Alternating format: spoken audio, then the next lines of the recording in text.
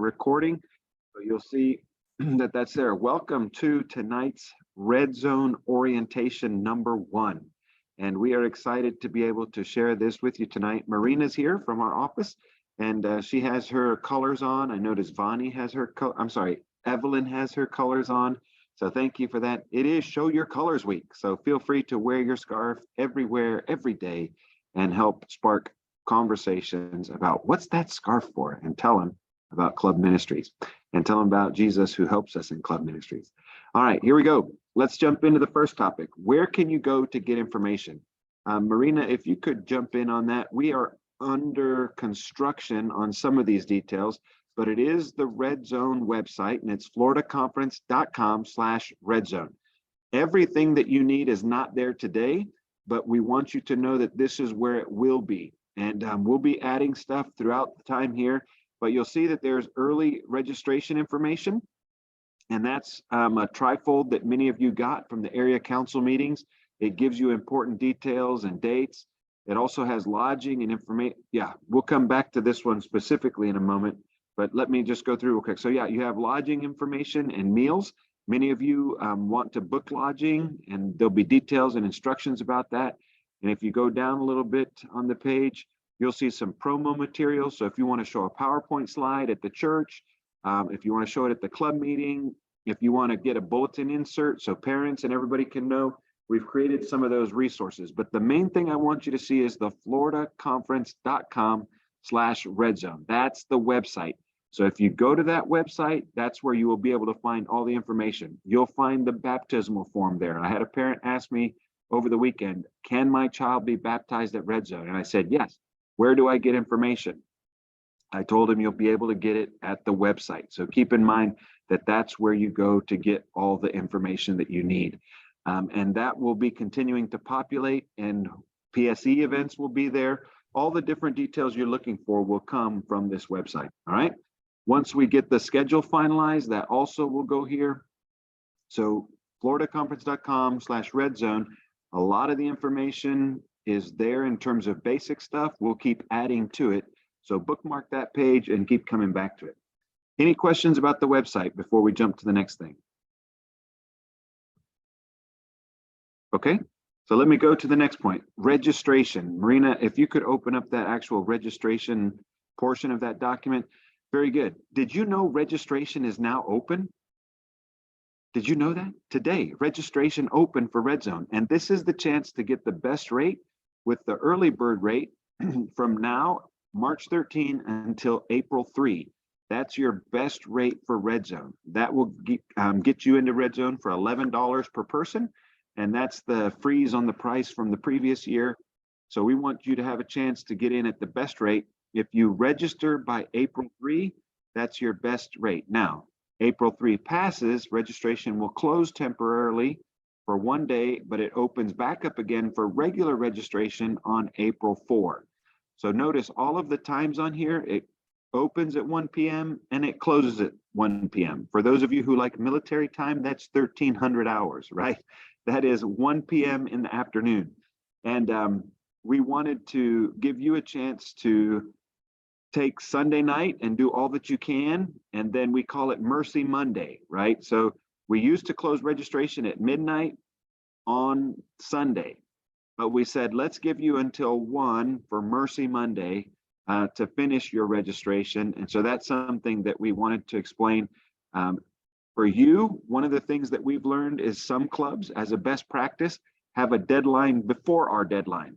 So they tell parents, they tell kids, if you want to be involved, you have to be registered by this date, which is before our deadline, because there's stuff that needs to happen to make sure that they can be a part of Red Zone. So we wanted you to see that in terms of registration.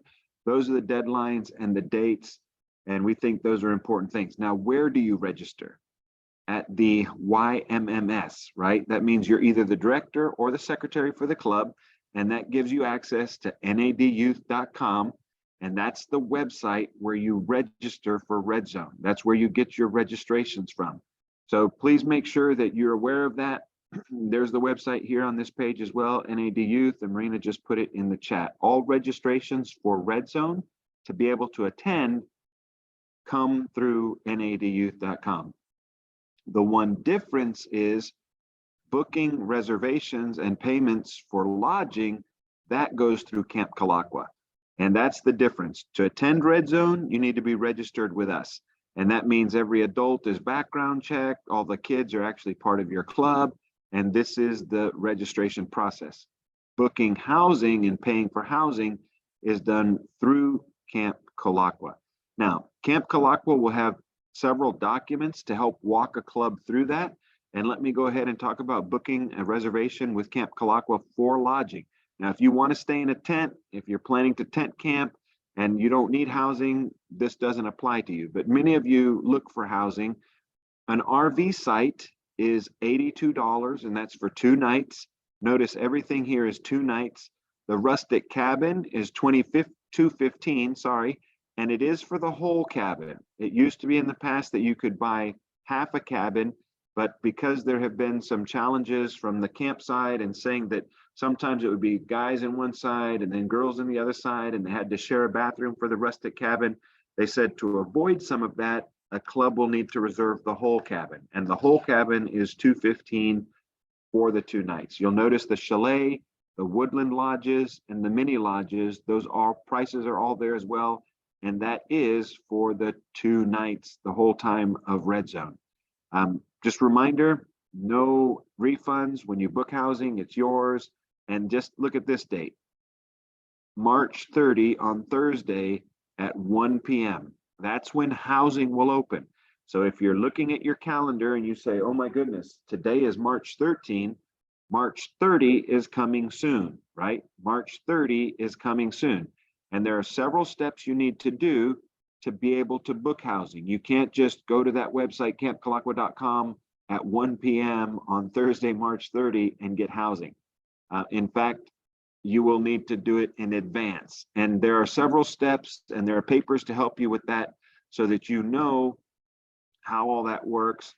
Some of those resources will be for you. All of those resources will live here on the webpage, floridaconference.com/redzone, and you'll get lodging, meal information. You'll also see a floor plan for how those buildings look, so you know how many sleep there and all those details. But the main thing we want you to hear tonight is the date.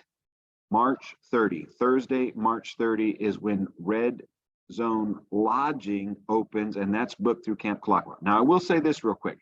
To book lodging through Camp Kalakwa, you have to have an account with Camp Kalakwa. That's separate from YMMS. All these steps are on the documents that we're going to post to our webpage, but you have to create an account, or if you've created an account for a previous Red Zone, you can use the same account. Just test your password, make sure that it's working, and all that kind of stuff. The thing I will say also about booking housing for Red Zone through Camp Kalakwa is that each church only gets one code. That means each church, if you have Pathfinders and Adventures, the Pathfinder and Adventure directors need to talk. They need to decide what housing they need, and then you need to appoint one person to book that housing, to pay for that housing, to be online on Thursday, March 30 at 1 p.m. to make sure that you can get housing for your club, for your Pathfinders or Adventures. But you need to do that together because each church will only get one account. So if you have 2 clubs, you need to meet and talk. Now, once you have the one account, you also will get one code. This code will be given to you once you have checked into your account with Camp Kalakwa, made sure that everything's active, you can register, and then they'll send you a code. That code is usable one time and one time only. And that's something we wanted to make sure that you see, is that this code is something that each church gets one code, and the code is usable one time only. And that's to try to help organize the housing. Now, if you're sitting there tonight and saying, what in the world? I didn't follow any of that. Wait for the documents online. They'll be there by the end of this week. You can go through those documents, you can review them, and then you'll also see that there's contact info for Stacy at Camp Kalakwa, and Stacy will help walk you through everything. It's also on this document. It's her extension. Her email, I think, is also in the document from camp. So it's a way for you to get the help that you need and the information that you need from camp to book housing. All right. Any questions on housing or registration so far? Yes, Pastor, Yes. the amount of money, say like for the Woodland Lodge is $299. Is that per night, or is that just a one-time fee and everybody who's in that room pays that fee? Because there's more than one person who can be in that room. Correct. So what you see is the price of the room for the 2 nights for those different things. So if you're, let's say you get a rustic cabin, the one person doing the booking through Camp Calaqua would pay the $215, and then the church would decide how they're going to put that out. Like if it's just one family in there, if it's 2 families in there, they would decide how they're going to do that. So if you get the Woodland Lodge, you also would decide how we're going to pay that. Or if you get the mini lodge, you would say that's the fee for getting the building and access to all of the beds in that building. And then the people in that building, it's up to the local club to decide who pays how much to sleep a night or 2 nights in that building. Okay, thank you. You're welcome. Momento. Catherine, did you have a question? Ay, sí, sorry. Sí, mire, pastor, una pregunta. Por ejemplo, los mini lodge, ¿cuántos mini lodge son por club? There are, she's asking how many mini lodges are there. There are about 8 mini lodges, and a mini lodge sleeps about 24 people. Hay 8 edificios que se llaman mini lodge, y cada mini lodge uno puede acomodar a 24 personas. Y aquí está el dibujo de las camas y los cuartos. Y todo eso va a estar en la página web para revisarlo. That all the information for housing and who sleeps and how many can sleep there, all that is already on the website, but there will be a limit that a church can get. So you need to talk about this. You can either get a mini lodge or a chalet as a church, but you can't get a mini lodge and a chalet. The other lodging options, those are open, the woodland lodges, the cabins, those are open for you to get more of them. But because we know the chalets and the mini lodges are prime areas that clubs really want, we said each church can only get one of those buildings, either mini lodge or chalet. Okay, gracias, pastor. De nada, Catherine, you're welcome.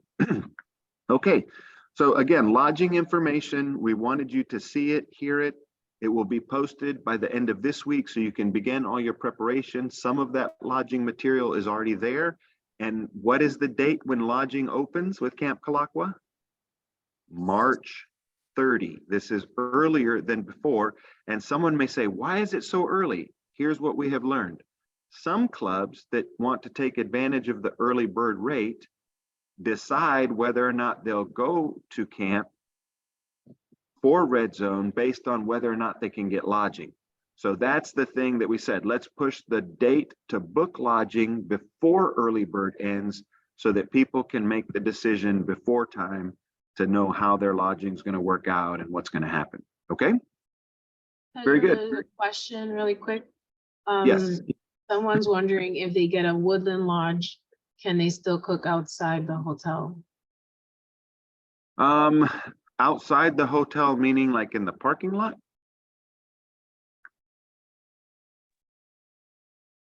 Camp, They I didn't don't clarify think, in the chat. Oh, it's Vanessa. I don't think camp wants people cooking in the parking lot of the Woodland Lodge, no. And it may, every camp, every club that's registered can have a camping site. So you could have a site where you could have your tent set up, your chuck wagon, your meal kitchen, your tent where you're going to sit everybody, and you can still bring that and set that up, but you could have some people lodged or the rest of the people lodged in the building, but don't plan on cooking in the building. All right, I see a hand, Maria. No, so what I'm trying to say, this is regarding what Vanessa was trying to say.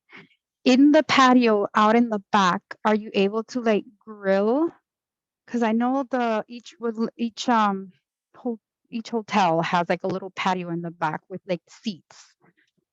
Yes, you're right. That does have that on the main floor, right? And above Yes. that, you may have, I don't know if you have access to a patio, but on the main floor you do. The challenge is that I don't know that you're selecting whether you're first floor or second floor when you book. And I don't know that they're assigning that until later. But I'm going to make a note about Woodland Lodge and cooking, and we will send a response to you. You can always get updated information from the website. You can also look to the newsletter, which comes out first and third Wednesdays. And those two pieces of information will help you stay up to date. So we'll get a response back to you on the Woodland Lodges and the cooking. And also that's come up before regarding the cabins, right? The rustic cabins, to see if they can cook out there. So we'll ask camp that, make sure that we're on the same page with them and get back to you. Okay? Okay, thank you so much. You're welcome. All right. So let me go over some dates and deadlines. Some of that we've already hit, but I want to do that again. You'll notice on this that the dates and deadlines, let's start first with just registration. That's through us, through YMMS. March 13 to April 3, that's the early bird. So the best rate by April 3, you need to be registered. The regular rate is April 4 to May 1, April 4 to May 1.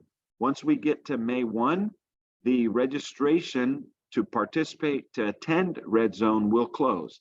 So May 1, 1 p.m., that's a date that you should have very clear in your head. May 1, 1 p.m., registration closes. No one comes in after that date. We lock down, we start getting ready for the event. So just keep that in mind. Also, another deadline that's important is Thursday, March 30. That's when housing opens. That's when housing opens through Camp Kalakwa. So that's another deadline to keep in mind.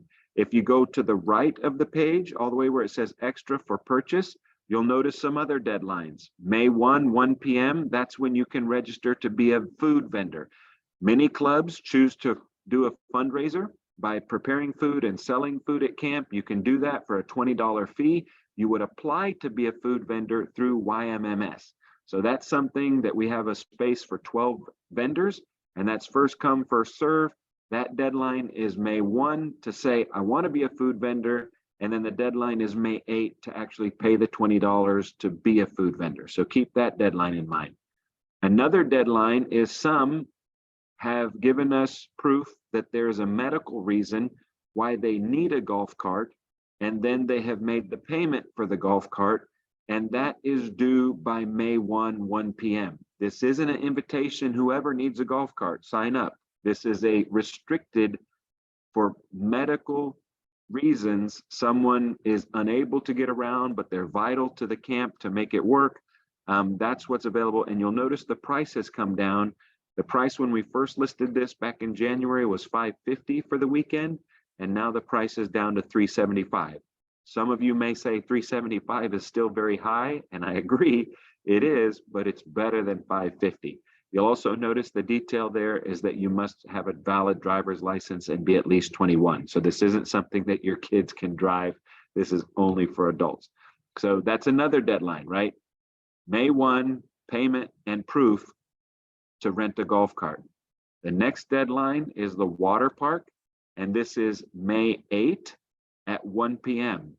Your best price for getting a water park pass is to do it in advance by May 8.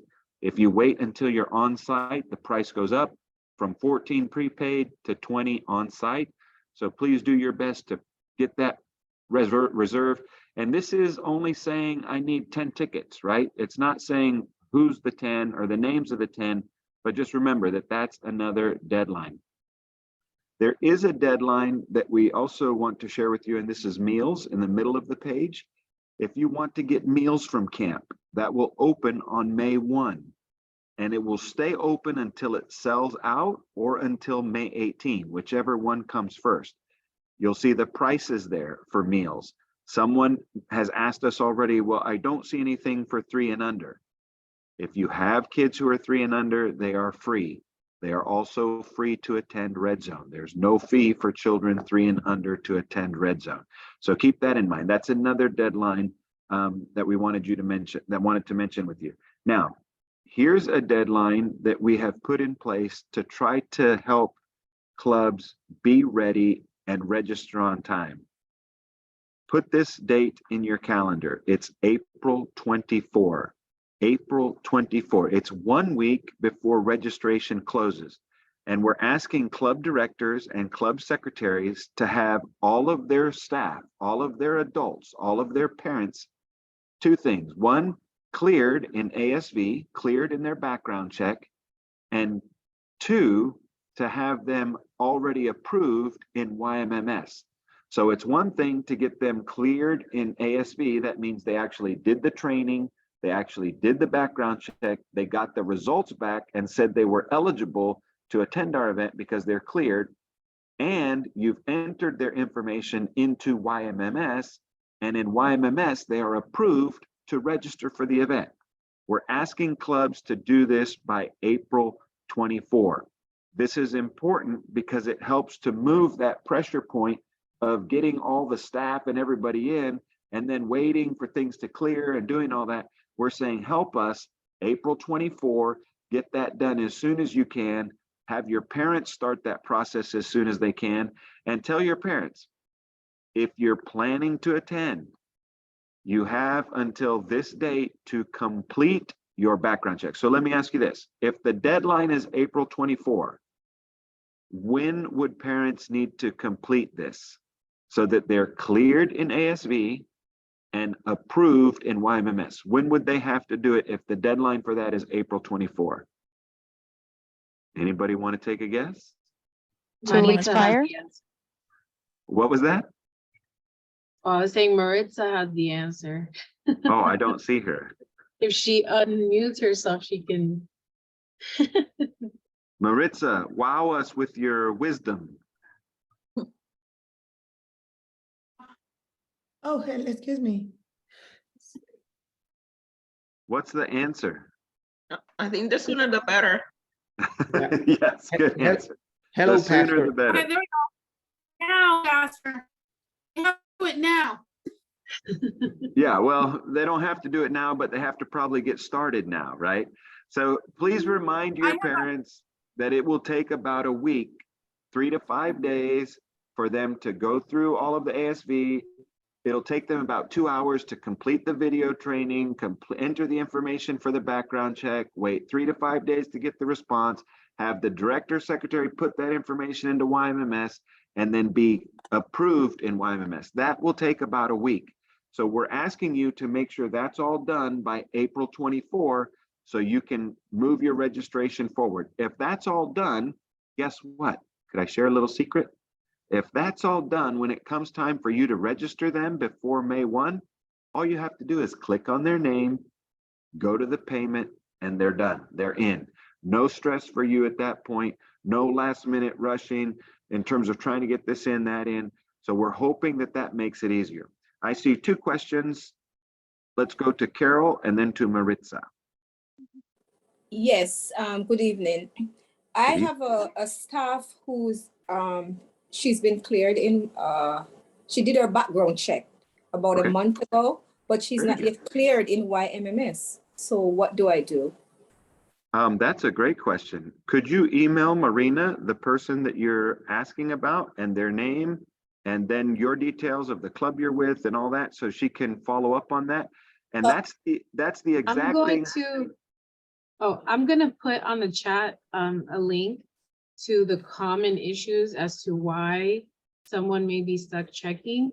So I'm gonna look for the link right now and post it on there. But yeah, you're free to email me as well. But that is the first line of kind of defense in a way, to review that document. The main reasons usually are the name doesn't match ASV, the background check doesn't match, or there may be an issue with multiple accounts. But you'll see that in the document.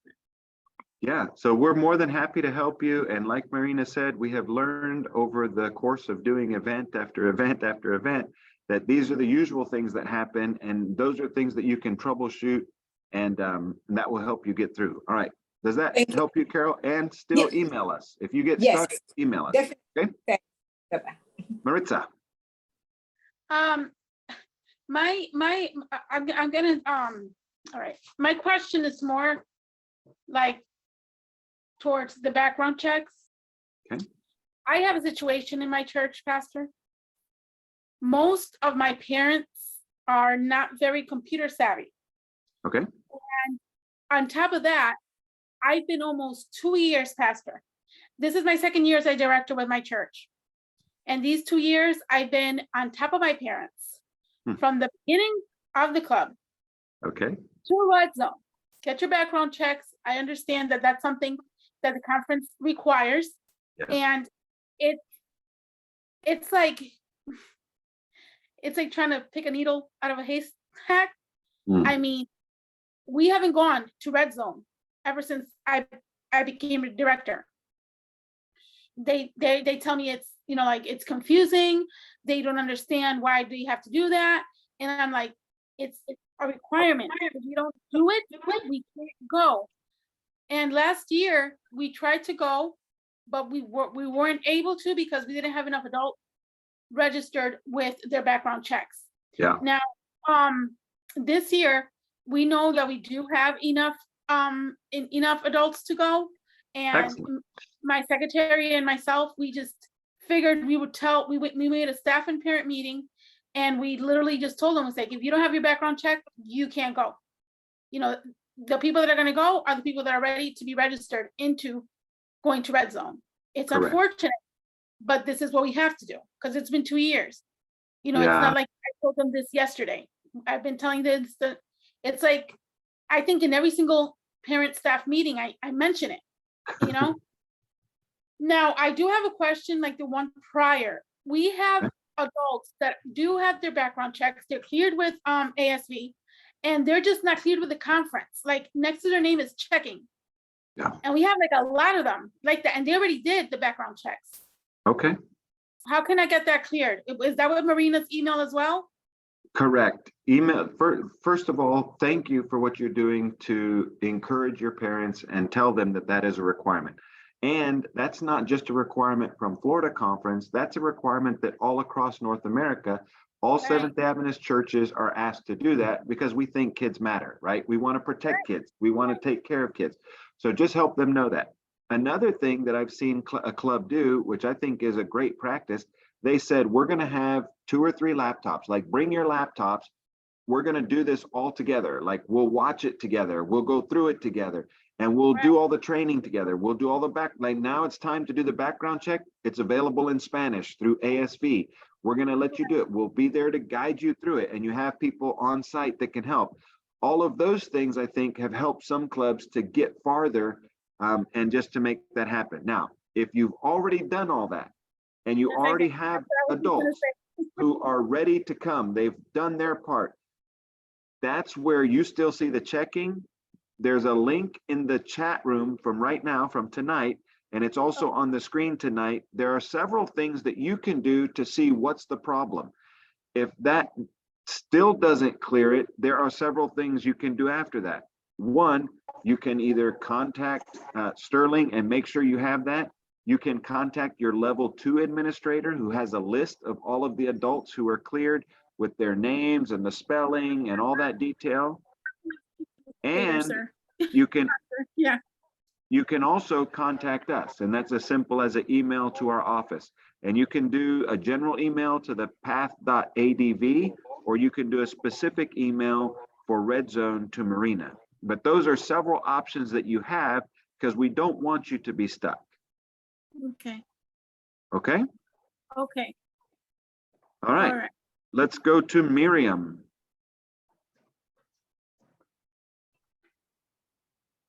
Miriam? Can you hear me? Yes, now we can. Okay. My situation is I can be on time doing all this paperwork and all these requirements, but I believe there's 3 people in my group that their Sterling background and training is going to be due this in May, the beginning of May. That it expires. Yeah. Okay. And we cannot do it earlier because they're the one that sent the training. Yeah. Got you.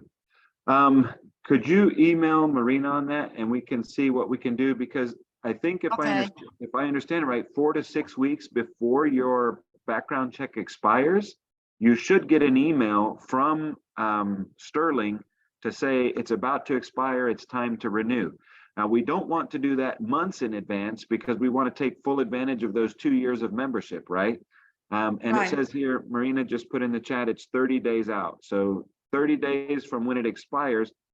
So like, let's say it expires May 15, right? By April Correct. 15, they should be able to go in and start updating that and still make it through the May 1 deadline. So hopefully that helps you with that. Again, if you run into an issue, let us know.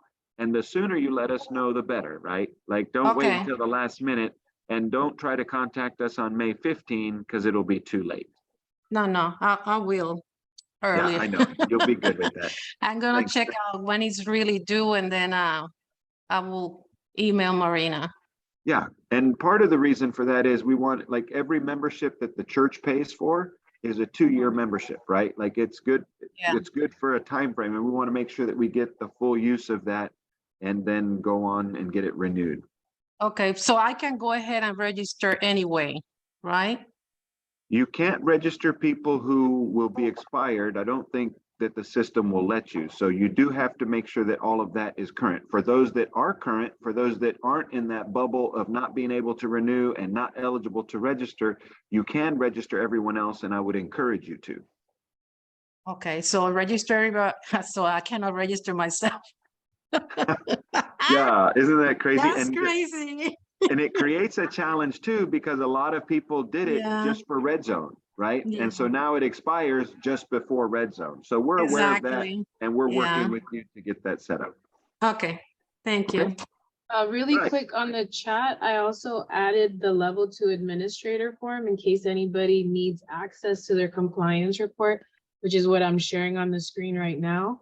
Every church is able to have 3 people that have access to the full list of volunteers currently in Sterling Volunteer. And this gives them the correct spelling of the first and last name, also the background check dates, and it'll also show if they need to be renewed. So just in case, this is what the compliance report looks like. Make sure you have access to it either directly or through your level 2 administrator. And if you're the director or club secretary that works with all this in YMMS, this document is your best friend for an event, for registering adults.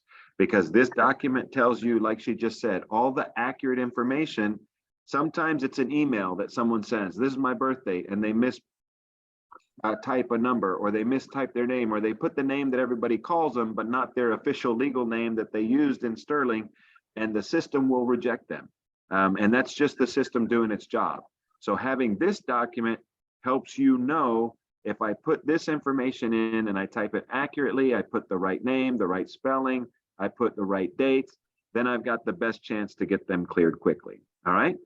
So those are several deadlines. Those are several things to keep in mind to stay on top of this and to stay targeted, making sure that you're moving along and getting everybody registered that you can in time to make sure as many people as you want to be there and as want to be at Red Zone can actually be there.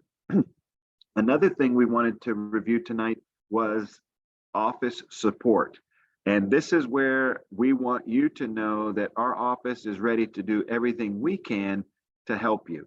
And you have phone numbers, you have emails, you have contact. You have, if you need some information about who to contact, let us know. Marina is the primary contact for this event. She's the one who takes the lead on this event from the secretary side, and I'm the one who takes lead on this event from our department side. That doesn't mean Stephen and Leah aren't involved. It just means that they are more support than lead. And so for this event, whatever we can do to help make it a great experience for you, please feel free to reach out to us. Marina's info is there, and I can put my email in the chat as well. Just so that you have that. And we want to do all we can to make sure that you have all that you need. I will say this, because there are so many people trying to get information and register and do that, we do try to get back to you as soon as we can. And we don't try to delay on that, but sometimes it just takes a while to get through a lot of emails and a lot of phone calls. So feel free to reach out in whatever way you want to. Yep, and online. You have that contact info there as well. So that's just that side. We want to support you. We want to be present for you and do all we can. And there are some things that we've created tools and resources for you to know how to do some of this stuff. So you don't have to wait for us as well. All right. Let me talk to you about check-in. If you did join us in the past, you have seen check-in, and for Red Zone last year, check-in did not go as quickly as we wanted it to. Some of you will remember that. And that's something that we wanted to just share with you. But also, we want you to, I'm going to remove that. We also wanted you to know that for check-in, we're working on a system, and we'll have more information for you on that. I do want you to put this date down, May 7. May 7.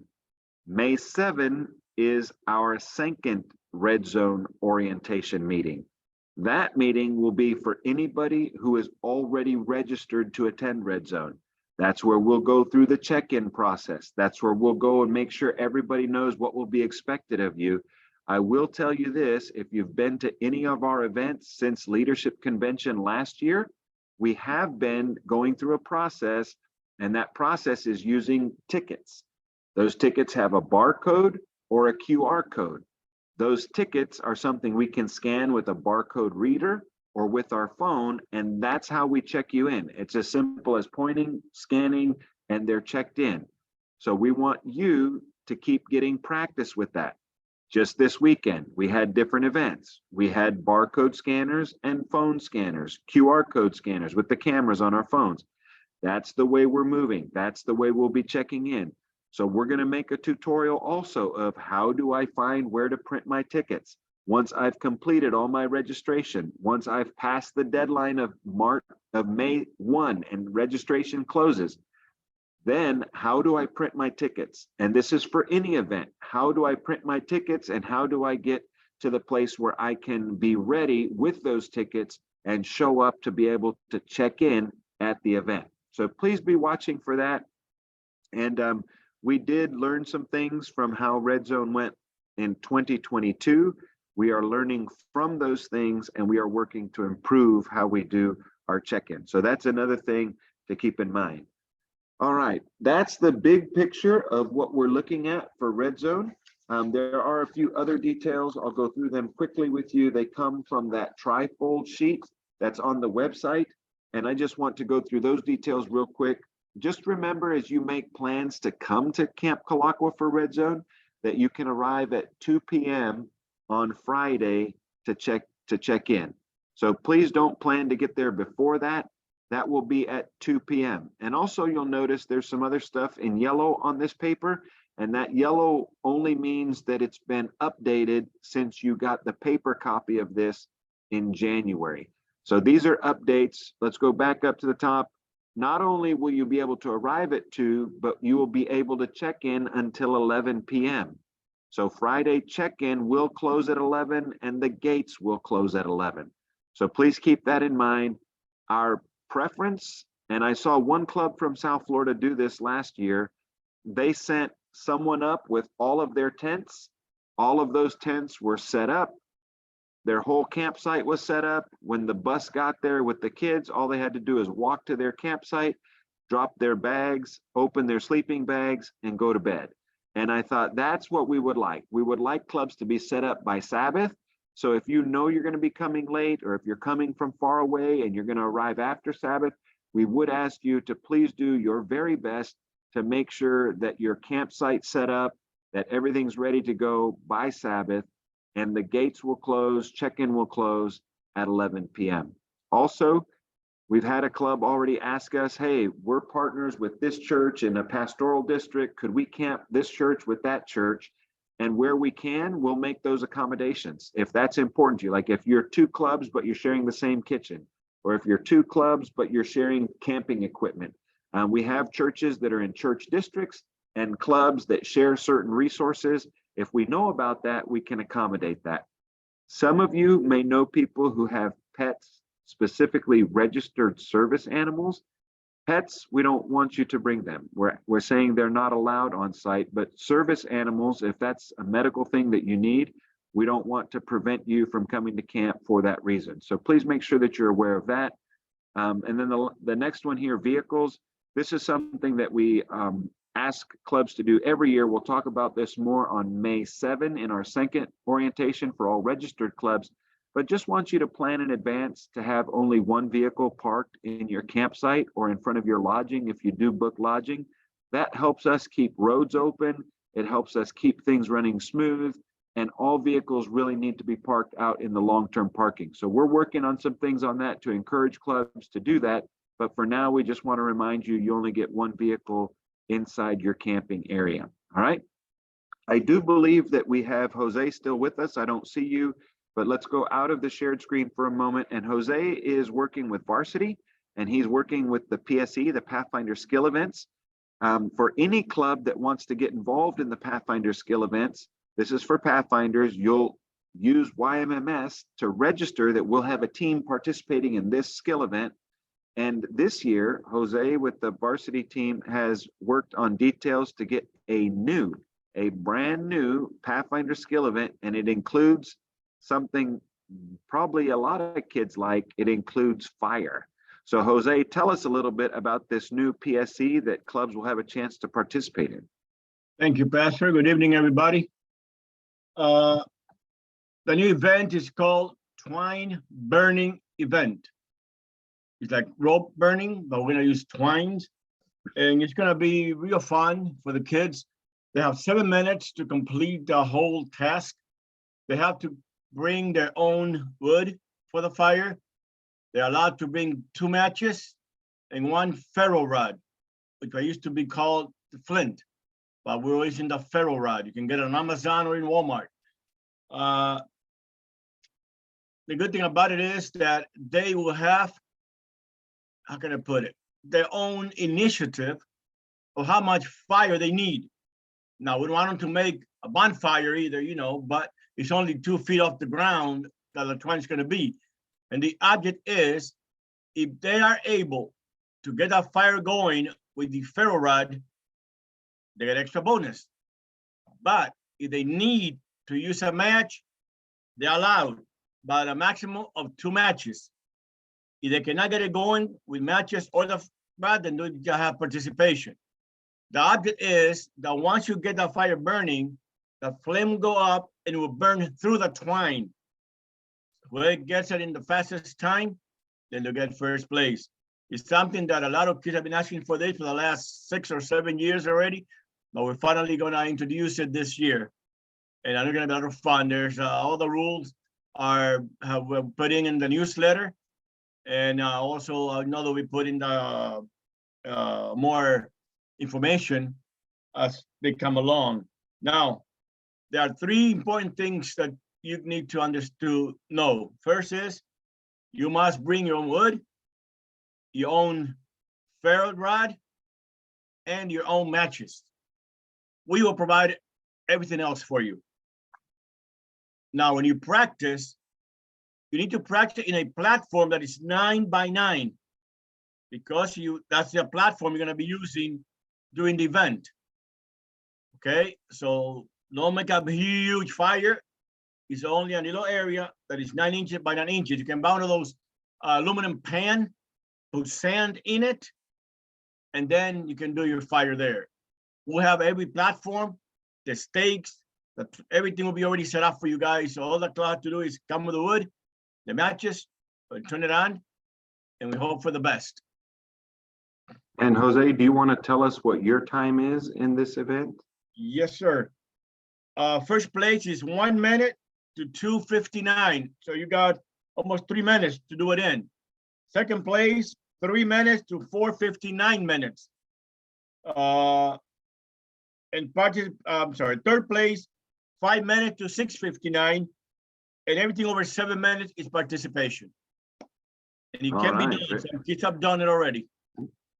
Very good. So they've tested this, they've worked on the times. If you can build the fire, get the flame that grows to get the twine that's 18 inches above the base of the fire, when it burns through the twine, time stops. That's their final time. And based on how quickly they do that, that's their placement. So I think it'll be fun to watch, fun to see Pathfinders participate in. And hopefully you can practice with them and get them ready just like all the PSEs, right? So that registration will be online. That's part of the PSE registration through YMMS, and we're looking forward to that. Bertha, I think you're still with us. Is there anything you'd like to share with this group before we open for question and answer? There's a question by Alyssa. I'm sorry, Elisa, go ahead. Hi, I just wanted to double check that there's just like one Pathfinder doing it at a time, because for other PSC events, I noticed that there was like teamwork, like one E-Tracker, one varsity, or two varsity, and so on. This is just one Pathfinder making the fire by themselves, correct? No, I apologize. Okay. 2 Pathfinders per team. And they both have to be varsity? No, 1 varsity and 1 E-Tracker. Okay, thank you so much, because we For have some reason one you have varsity any right now, issues, then so- you can call me directly and we'll talk one-on-one if you have any issues with that. But the basic rules is 1 varsity and 1 E-Tracker. Okay, thank you so much. Thank One you for other the thing- question. Only thing, if you mind, Pastor.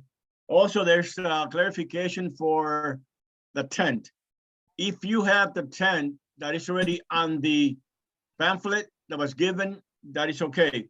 But the official tent we're gonna be using, in case you like to buy, is the Ozark Trail 4-person dome tent. And the model, I'll write it down in the chat anyway, it is WY 190885. Excellent.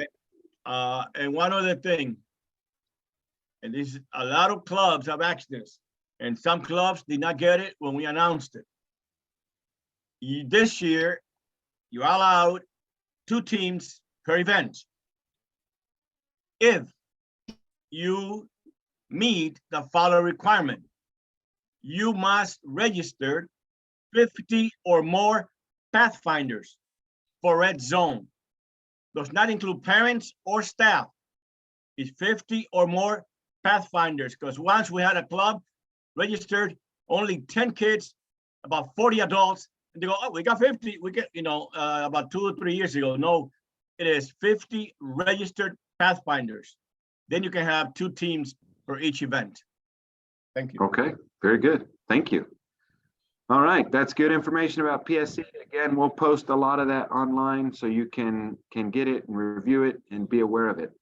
Let me open it up to Eartha. I just for a wanted to moment. quickly say, Pastor, thank you for the presentation that you're doing. I just wanted to, let everyone know that, yes, we are indeed working, and there's a lot of new improvement things that we have put forward this year, housing being early, getting the background check done early, just to help alleviate some of the stress and really to take advantage of that to make it a great experience for everyone, working on the check-in process that will be coming, and just some other things. The team is busy working, getting all those things ready for you. As Pastor mentioned at the beginning, Red Zone is about 10, 11 weeks out. So, it's planning time is in high gear, and we're just excited.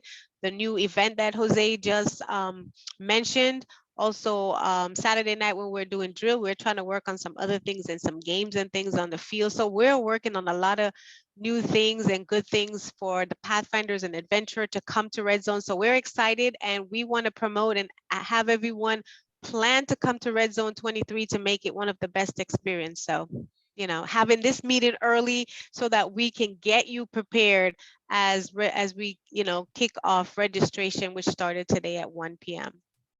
Excellent. Thank you, Eartha. And just a reminder, Eartha is our Red Zone director. So thank you for being a big part of making Red Zone happen. And Eartha does a fantastic job as the Red Zone director, as well as Jose does with varsity and PSE, and his counterpart for E-Tracker, Deidre, who I don't think is on tonight. But thank you everyone for what you do. And Jose did just post his info there. So I think the best advice as we get ready for our question and answer, Jose, there was a question in the chat for you, I think. If they have from Cheryl, please review that.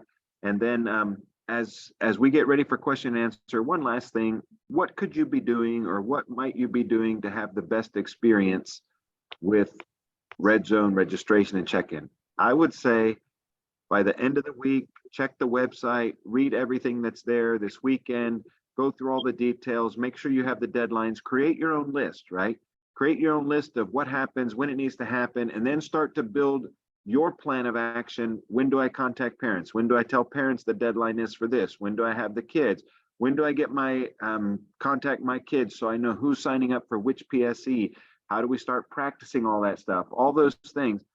The clubs that I think have the best experience with registration are the ones who set internal deadlines with their parents that are earlier than our deadlines, right? Like you set the deadline earlier, and then if there's a glitch or a problem, you still have a little bit of buffer time. If you set the deadline for the club, the same deadline that we have as the conference, then it might be too late, right? There might not be enough time to correct it or fix it or get what you need. So find out who's going, make sure your adults are in YMMS, make sure that they are cleared in SV, approved in YMMS. If you have issues, if you still see checking, you think you've done everything, go through some of those documents that we have. And if you can't figure it out, feel free to contact us. I will say this also, we are working from the office side to create a team, and that team is called the YMMS OAV support team. This team is going to be working with all of our cluster coordinators to help them know how to help club directors with YMMS. So we're saying, let's broaden, let's expand the team that we have, and we're working on building that team of support so we can help our cluster coordinators get better at YMMS, so you can contact them also and they can help you with some of this, so you have even more resources and more people available to help you. So watch for information about that as well. We want to do everything we can to help make this a smooth process for you, and thank you for what you're already doing to get this far in the club year. I want to open it up for questions and answers in general. I know we've already done some specifically after each section. Is there anyone else who has a question about something specific for Red Zone? Let's open it up for questions and answers. Carol, go ahead. Yes, my question is, if my team stays at the hotel and we have 2 vehicles, are we allowed to park at least one by the hotel? Absolutely. Everybody gets 1 vehicle by the lodging that they've reserved and paid for, or 1 vehicle at the tent campsite that they have as well. So everybody gets 1 vehicle.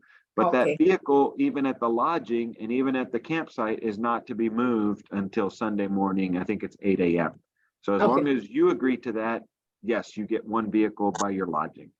Thank you. You're welcome. Diane. Hi, good night. I had a question. If a family, like they're not able to arrive on Friday, but they can arrive on Saturday, if we register them for the event, can they still arrive on Saturday? I know we are not having any day visitors, but would that be allowed?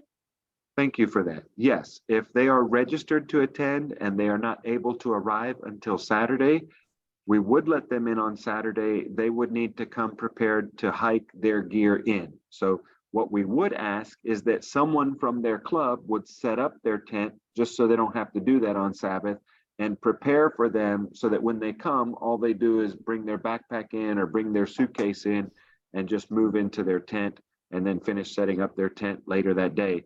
But yes, if they are registered and they do not arrive Friday, we will let them in, and we would just ask that you let us know that, right? Let us know that they're not arriving, so we kind of see in our check-in process and all of that how things are working, okay? Thank you. Yep. And then I think I see Thomas, and then there was a question in the chat. Thomas? Yes, I have a question. Yes. On Sunday, when it was time to leave, Yeah. we were required to leave the mini lodge at a time that was at the same time that they were having the adventurers final program, which caused quite a disruption. Actually, the kids could not participate because they were packing up and having to get out of the lodge by, if I'm not mistaken, it was 11 or 11:30. So is there any way that that can be altered where we are able to leave the lodge after the final program? Thank you for that. That's a great point.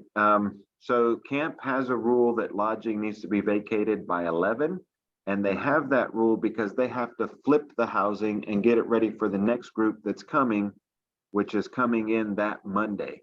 And so for housekeeping to have all that time, but I hear you say that the challenge is to be out by 11, but to be at the closing program at 11.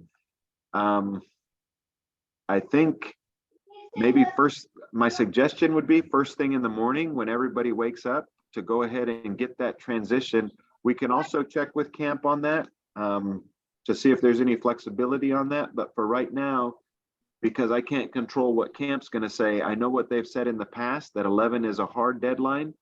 So if that is the case, maybe one way to do it, and maybe somebody else has another idea, but one way to do it would be when you wake up on Sunday, just to pack up and get everything in your vehicle right before you have breakfast or right after breakfast before the activities start, so that you're done and you're ready to go, so it doesn't push you at the end.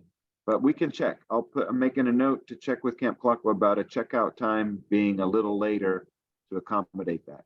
Thank you for the question. Yes, Thank you very Pastor Pedro. Yes. I just wanted to make one clarification about Sunday morning for the vehicles. The vehicles can start moving slowly, carefully around 9:30 a.m. Just because there's a lot of kids running around. So I think you said 8. So I wanted to make sure everyone hear 9:30 and start putting that in your head so that as you're hearing it more, as we come close and have more meetings, it's at 9:30 that the vehicles will be able to start moving. Thank you for that, Eartha. And let me say this as well. If there are people who need to leave before 7:30, I'm sorry, 9:30 on Sunday, let us know. Come over here. And if your vehicle is out, if your vehicle is parked outside, then all you do is walk your gear out and you can leave before 9:30. So that's a non-issue. But if you park inside camp and you park inside camp at one of the buildings, or if you park inside camp at a campsite, yes, you won't be allowed to move that vehicle until 9:30. And for those of you who have been to Red Zone, you know there's a lot of foot traffic and people moving, and we just want to prevent kids from getting hurt and make people as safe as possible. So thank you for working with us on that. All right. I guess it's our turn, Pastor. Yes. My question is, can we get a cab if we were able to? Would we be able to get a cabin plus one of the hotel room? Yes. So the only restriction is on mini lodge and chalets. A church, meaning Pathfinders and Adventures from the same church, has to choose a mini lodge or a chalet, and they only get one.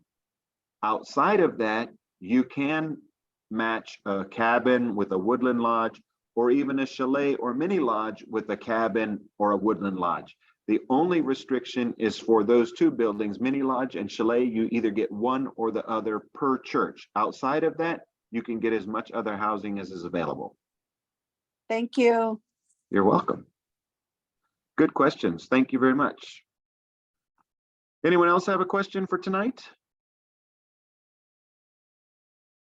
Pastor Pedro, buenas noches. Buenas noches a Buenas. todos.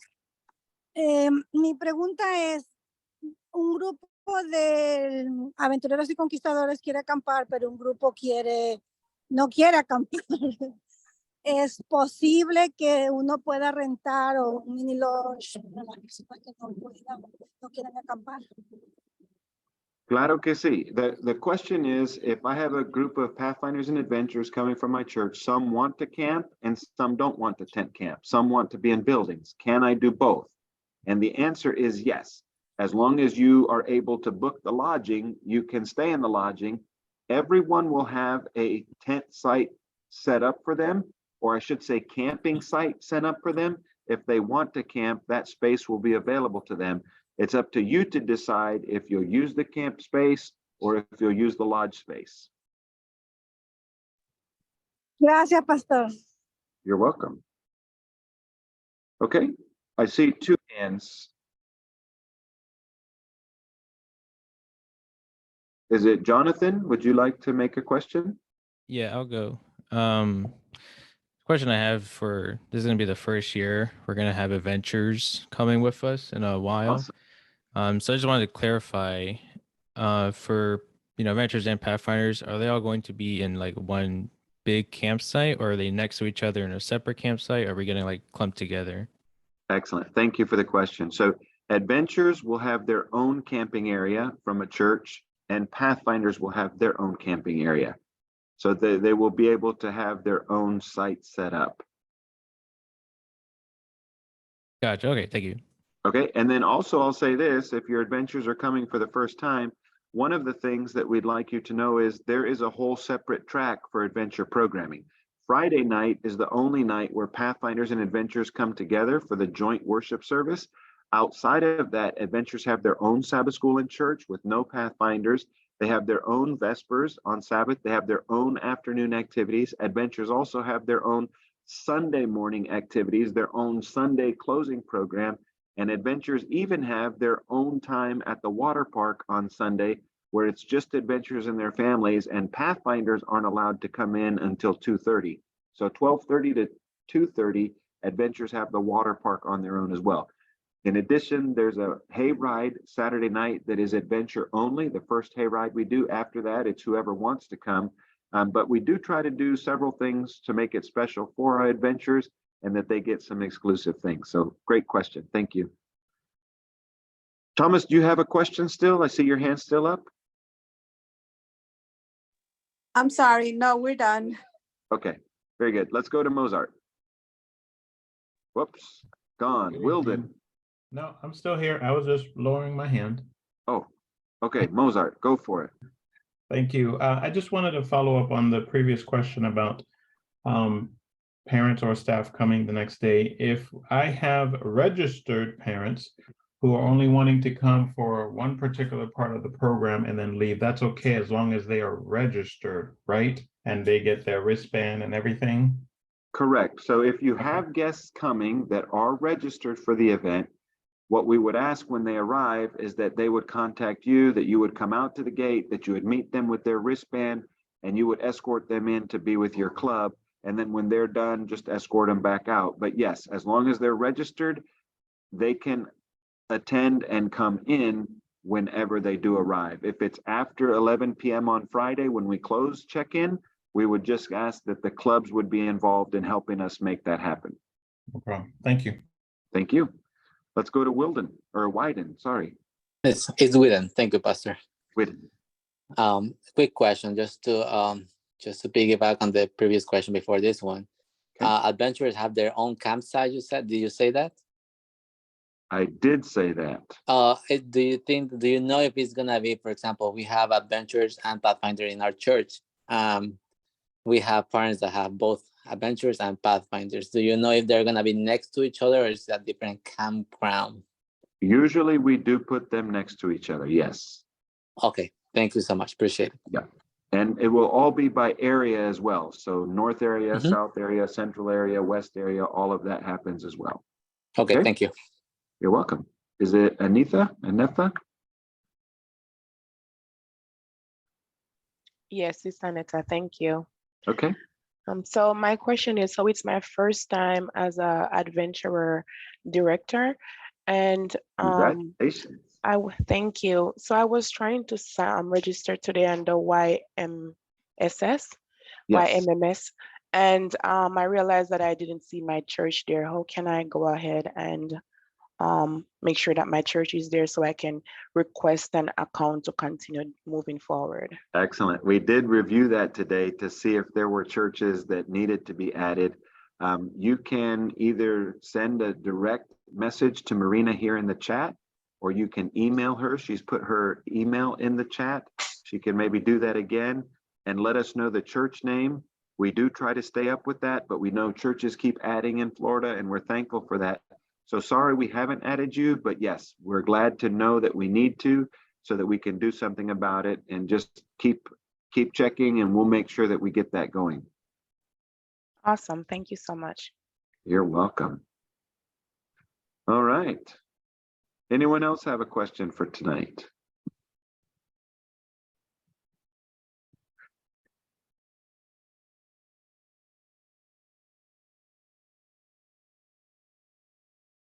Okay. Well, I thank you all for coming in and for being a part of our Zoom meeting. This was our first orientation. Remember, May 7 will be our second orientation, and that will be for all registered clubs. So tonight was whoever has questions or interest, come. The next meeting will only be, the link will only be sent out to clubs that actually are registered and have completed that step by May 1 at 1 p.m. So that's the final deadline to be able to participate in Red Zone 2023. All right. I see Oscar has his hand up. Yes, Pastor. The date towards housing is March 30. Yes, the sir. background check is April 24. Yes, sir. May 7th is the Red Zone meeting for the what is the other dates that we need to pay attention to? I think I missed one. May 1 is the last day to register. May 1, 1 p.m. Last day. And then if you look at the sheet, it looks like this. It's the trifold sheet from the website. When you open it up, it's got 3 sections. All those deadlines will be in there. Like there's a deadline if you want to be a food vendor, a deadline to get water park tickets. Like there are a deadline to buy meal tickets. All of that stuff is there. So please look at that document and print it off. And that will be on the website. And the website again is floridaconference.com/redzone. And that's where you'll have all that. And we'll put all the lodging information. You now have some stuff there already, but we want to make sure you get it. So Oscar, that's great. Like you're already making your list, right? You're already saying, let me make sure I get all this straight, because if you can keep it straight and get everybody organized, you'll have a greater experience. Thank you, sir. Thank you. All right. Once again, thank you to those that came on. Gracias a todos los que están presentes. And merci for being here, for all those who are French-speaking Haitians. I see Marielle, is that a hand? Yes, sir. I was going to ask, is there like somewhere where we could see like what's the schedule of the events that are gonna happen in Red Zone, so we can, promote it and tell the parents? Yeah, thank you. So the schedule will be on the website, floridaconference.com/redzone. And for the parents that are registered, that schedule will be relevant. Because maybe they'll watch from a distance, but yeah, we want to make sure that that schedule is available. It will go up as a draft, so we'll have it, but there may be some tweaks or changes. That schedule will be finalized, and then we'll have a schedule that says final schedule. So you'll see one online that says draft. So you kind of start to get an idea of knowing how to plan, and then watch for the schedule that says final, so that as you travel to camp, this will be the final schedule. All right. All right, friends, we are blessed to have a place like Camp Kalakwa to be able to do an event like this. We are blessed to be in a conference of this size to create the diversity and variety of all the kids and all the parents and families. It's a great blessing, and I'm glad that you're on to be a part of that blessing. And thanks for what you'll do to help kids have an experience. Our theme is No Greater Love. So we hope that you keep that in mind as you talk to your kids, as you prepare your kids, as you debrief different things that they do at Red Zone, to just remind them that there is no greater love, and that's the big deal, right? That's the big thing we want to celebrate at Red Zone. Thank you for being a partner with us in helping these kids to have this moment and this opportunity.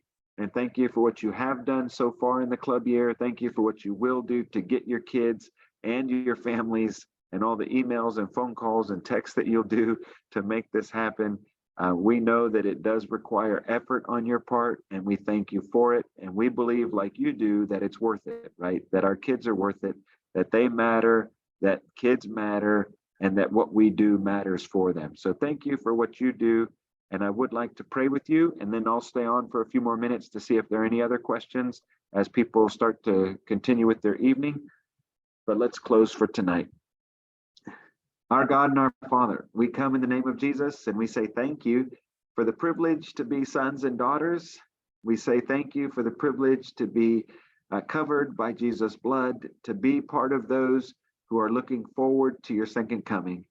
And Father, we also thank you that we are part of the ones that you love, and that you have shown us how much you love by what Jesus did for all of us, by choosing to lay down his life so that we could exchange lives, and he could give his perfect sinless life to cover our sinful and flawed life. So thank you for that exchange. Thank you for that love that Jesus has for us. We pray for all the clubs who are going to get kids ready for bug races as adventures.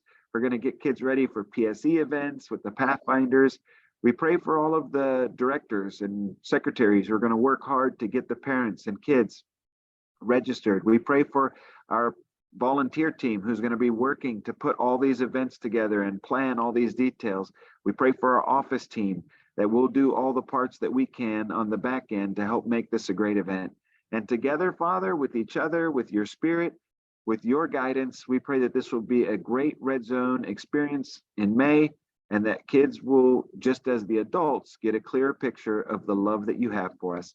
We pray all of these things in the name of Jesus. Amen.